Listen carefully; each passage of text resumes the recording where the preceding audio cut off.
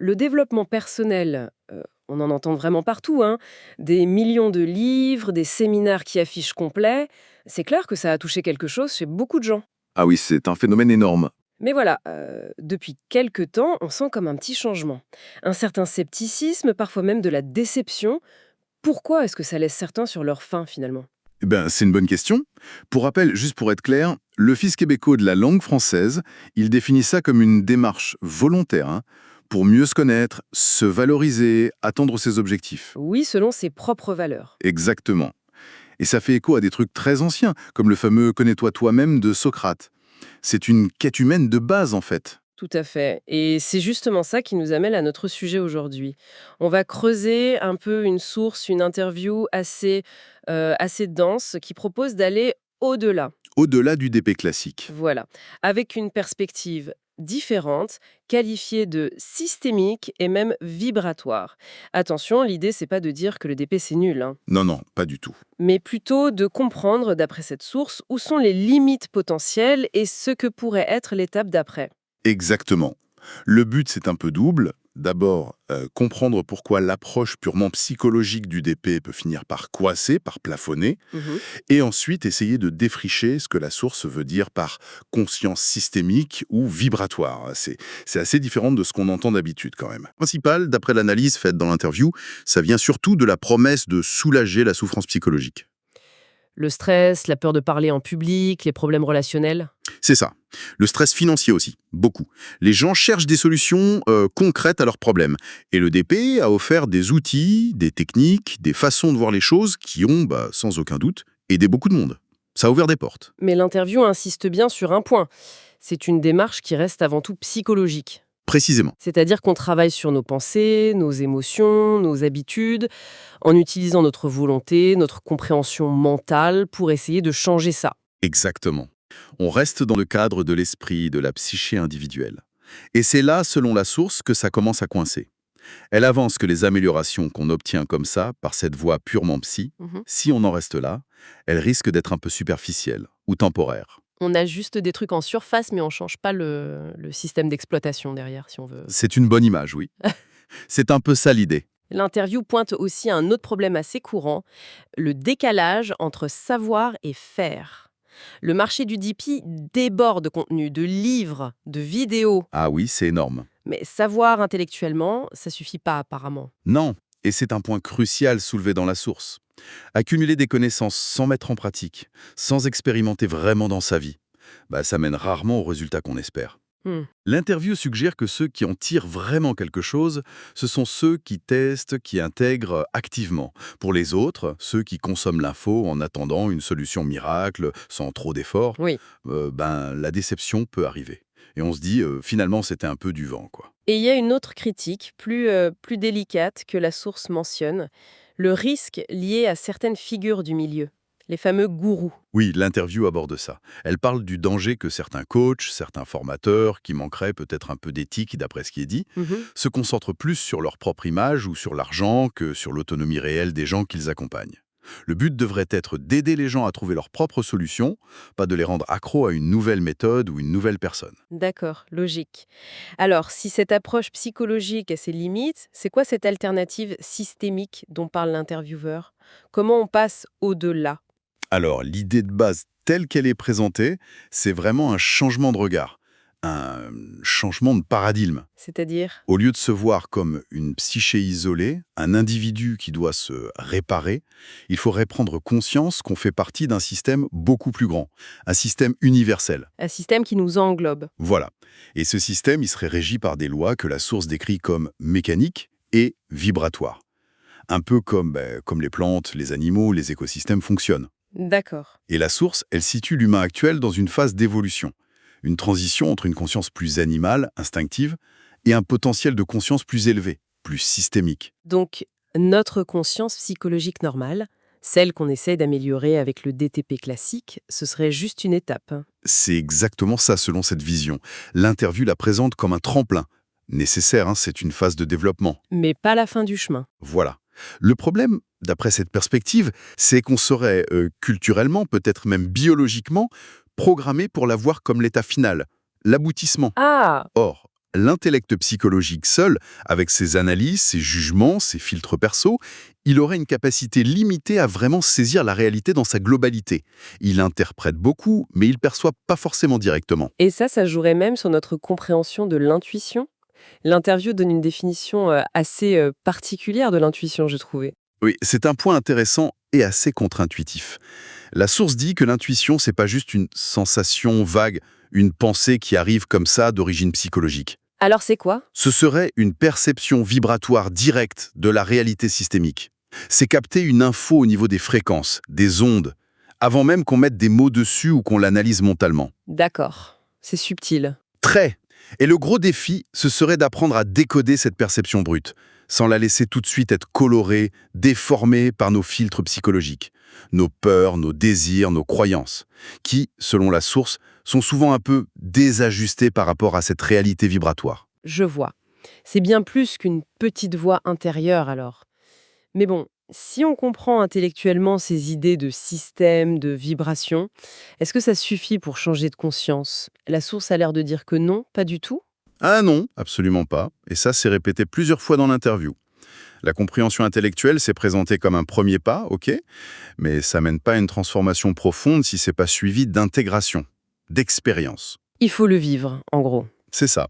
Il faut observer activement ces mécanismes en soi et autour de soi, et expérimenter pour les intégrer pour de vrai. C'est un apprentissage par le vécu, pas juste en lisant ou en écoutant. D'accord. Mais comment on commence cette observation, cette intégration par l'expérience? La source donne des pistes, parce que ça a l'air compliqué. Elle insiste sur la difficulté, oui. Elle pose comme postulat que l'être humain est, par défaut, programmé pour être largement inconscient de ses propres automatismes, de ses programmes internes, réactions émotionnelles, schémas de pensée, etc. On tourne en boucle sans s'en rendre compte. Exactement. Donc le point de départ, ce serait de développer une capacité d'auto-observation. Neutre. Regarder ces programmes tourner en soi, sans juger et surtout sans s'identifier tout de suite. Juste regarder. Juste regarder. Tant qu'on n'éclaire pas ces automatismes par une observation directe, répétée, l'interview suggère qu'on reste coincé dedans, on subit. Et comment on établit ce contact plus direct avec le réel? Comment on met en pratique cette perspective systémique? L'interview utilise une expression un peu étonnante. Le contact télépathique. Ça fait un peu science-fiction, non? Oui, le mot est choisi pour marquer les esprits, c'est sûr. Mais l'interview précise tout de suite. Ça n'a rien à voir avec lire dans les pensées des autres, comme dans les films avec Silixte. Ah, ouf. Non, non. Dans le contexte de la source, ce terme désigne plutôt un lien vibratoire profond, une connexion sensible, directe, avec la réalité systémique qui nous entoure. Et ça se cultiverait comment, ce lien? Par l'observation fine, l'écoute attentive, l'expérience directe, en apprenant à décoder les informations vibratoires de l'environnement. L'interview donne une analogie, celle de la forêt, c'est ça? Exactement.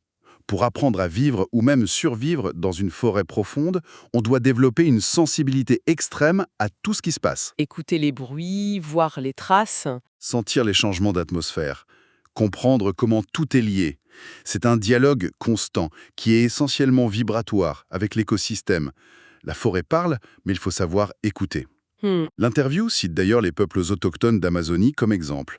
Des sociétés qui ont développé un ajustement très fin, un lien qu'elle appelle télépathique avec leur milieu naturel pour y vivre en harmonie. C'est une image forte, en effet.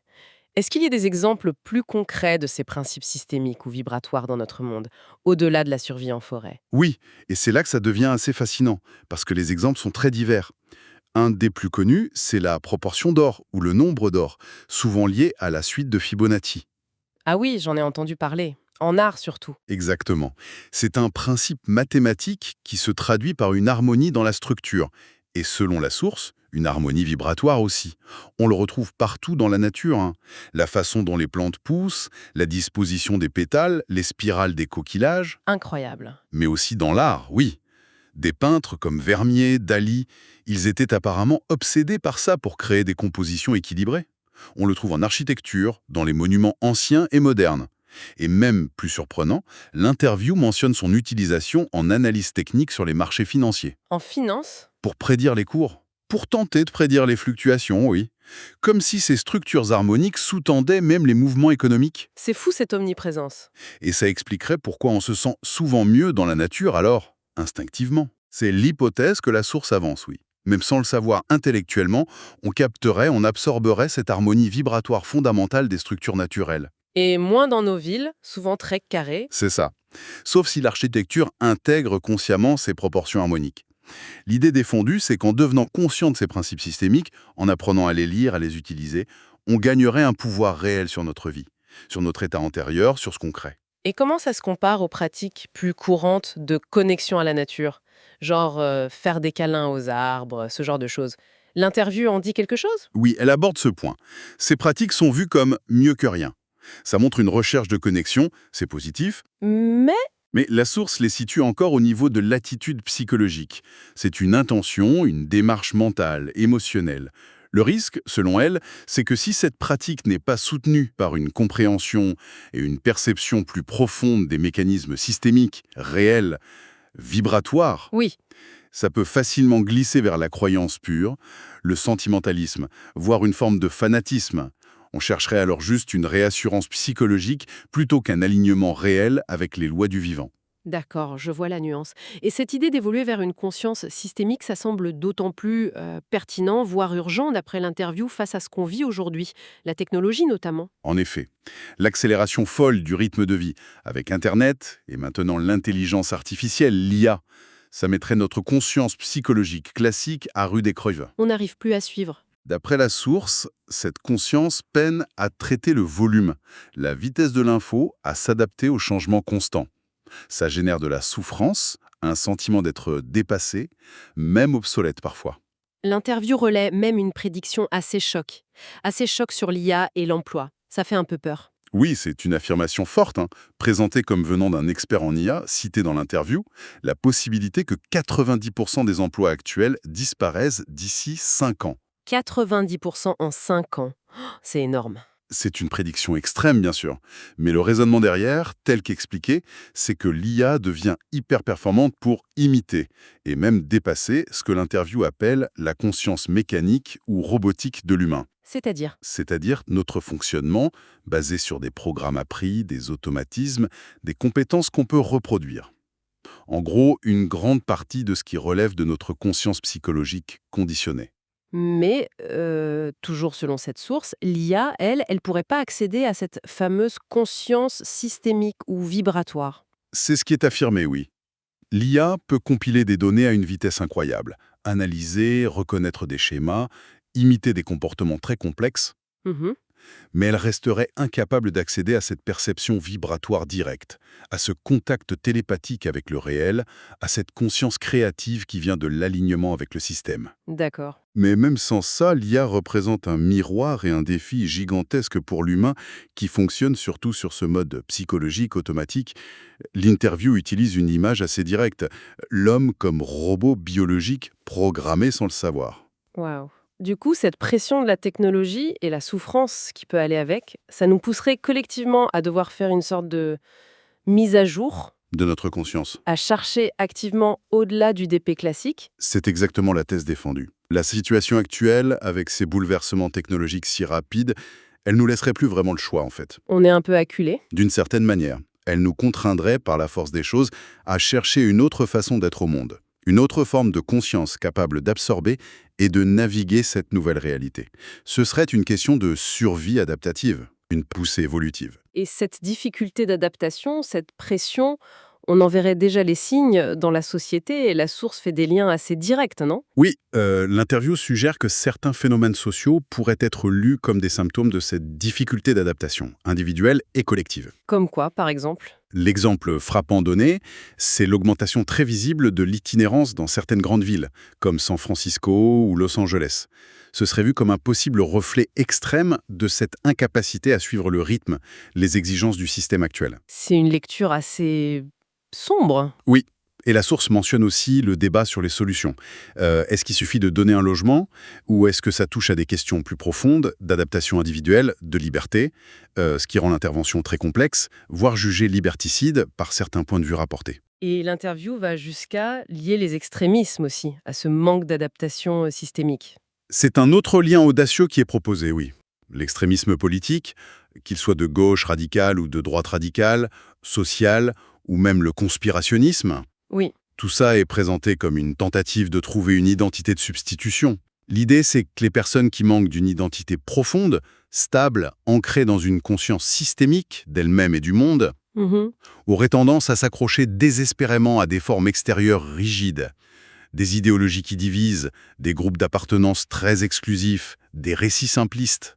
Ça leur donne un sentiment d'exister, une structure. Voilà, face à un monde qu'elles perçoivent comme chaotique, menaçant. Et les réseaux sociaux actuels, bien sûr, ils agissent comme des amplificateurs très puissants de ce phénomène.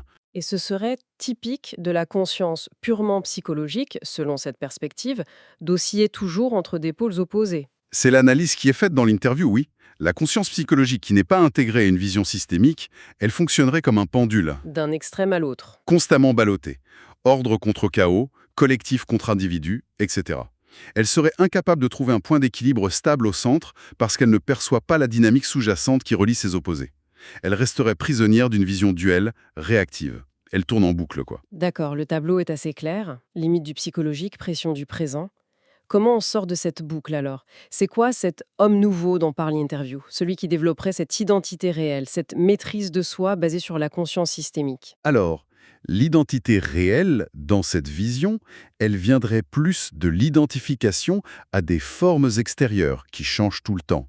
Notre personnalité qu'on croit fixe, nos opinions, nos rôles sociaux, nos idéologies, Ça vient d'où alors? ça émergerait plutôt de la conscience directe du système global et de notre propre place, dynamique, unique, en constante évolution à l'intérieur de ce système. C'est pas une identité figée qu'il faut trouver. C'est une conscience à développer. Exactement. Une conscience qui permet de se découvrir et de se créer en permanence en étant en lien direct avec la réalité systémique. Et la maîtrise de soi, du coup, ce serait plus une lutte de la volonté contre nos défauts, mais plutôt une gestion consciente de nos programmes internes. C'est tout à fait ça. L'objectif, ce serait de devenir capable, par l'observation continue, de reconnaître ses propres automatismes. Pensée, émotion, comportement. Qu'ils soient hérités ou acquis. Les identifier, Oui. Et une fois qu'on les a identifiés, qu'on les voit tourner, il deviendrait possible de choisir consciemment lequel je laisse s'exprimer, lequel je désactive dans cette situation, et même, potentiellement, en créer de nouveaux. Plus adaptés, plus utiles, plus alignés avec notre conscience profonde. ça change complètement la perspective sur l'acceptation de soi, un concept clé en DP. L'interview critique un peu l'interprétation habituelle d'ailleurs. Oui, la source nuance beaucoup l'idée commune. Dire « je suis colérique et je m'accepte comme ça », ça peut facilement devenir une excuse pour s'identifier au programme colère et justifier de ne pas chercher à en sortir. Alors que la perspective systémique dirait quoi? Proposerait plutôt une observation détachée. Tiens, il y a un mécanisme de colère qui s'active en moi dans certaines conditions. Le fait de l'objectiver comme ça crée une distance. On n'est plus identifié à la colère. Voilà. On accepte alors le fait que ce programme existe en nous. Et c'est la condition indispensable pour pouvoir ensuite agir dessus consciemment, plutôt que de se résigner à être ce programme. C'est une acceptation lucide, pas une complaisance. Je comprends. Mais le chemin vers cette conscience, cette maîtrise, il a l'air difficile. Quel est le principal obstacle d'après l'interview? L'obstacle majeur, et c'est souligné plusieurs fois, c'est la résistance de notre propre esprit psychologique. Notre mental conditionné, il a une tendance très forte à vouloir tout comprendre intellectuellement, tout analyser, tout classer avant d'accepter ou d'agir. Il veut tout contrôler par la tête. C'est ça. Et il résiste farouchement à ce qui échappe à sa logique habituelle, à ce qui doit être ressenti, perçu, vécu pour être vraiment intégré. Et la clé, ce serait quoi alors? La clé, selon la source, c'est d'arriver à observer cette résistance elle-même, en temps réel, sans jugement. Voir comment notre mental s'accroche, comment il doute, comment il rationalise, pour ne pas se laisser piéger par ces mécanismes de défense psychologique. C'est un sacré voyage intérieur, on dirait. Bon, pour essayer de résumer un peu notre exploration basée sur cette interview, le développement personnel classique, centré sur le psychologique, il est présenté comme un point de départ.